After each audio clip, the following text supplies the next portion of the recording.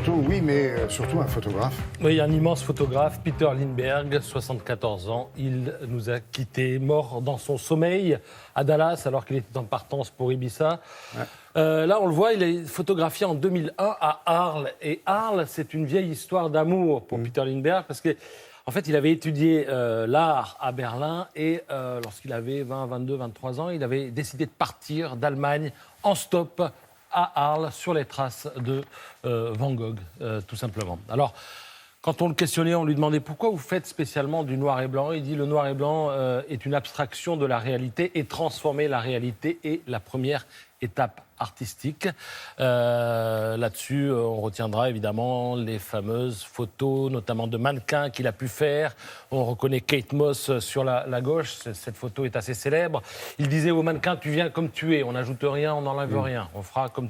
Voilà, tu viens comme tu es. Quand on est Kate Moss, on peut venir comme on est. Moi, clair. si je viens comme je suis, par Et exemple... alors, il y a cette photo aussi des filles.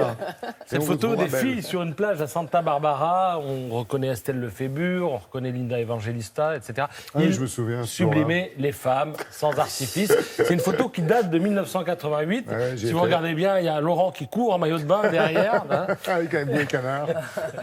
Et cette photo l'a mis sur orbite commerciale, en fait, en quelque sorte. Voilà, bon, plusieurs hommages dans Libération essentiellement et dans le Figaro ce matin à Peter Lindbergh. Pléthore d'articles également sur Nadia Léger à l'occasion de l'expo que propose Art Curial.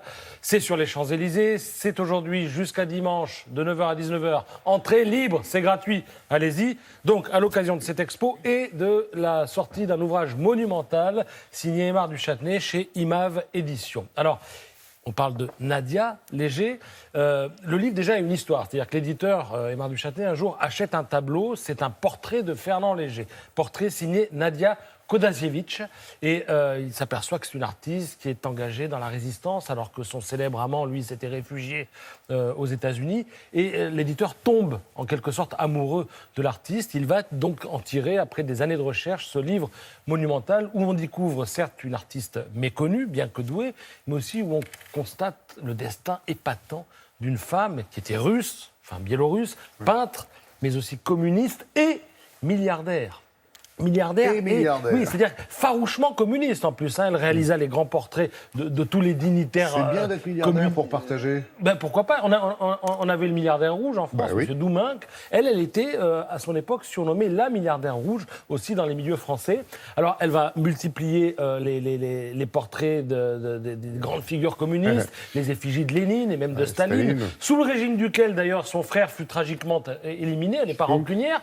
Le printemps de Prague, en 68, elle soutient Moscou, de Paris, et son histoire, j'allais dire côté jardin, elle s'était mariée avec Fernand Léger en 1952, et il lui trouvait suffisamment de talent pour lui avoir confié à l'époque les rênes de son académie, et elle a vécu avec lui, mais elle a vécu aussi en trouble avec le peintre Georges Bocquier. Voilà.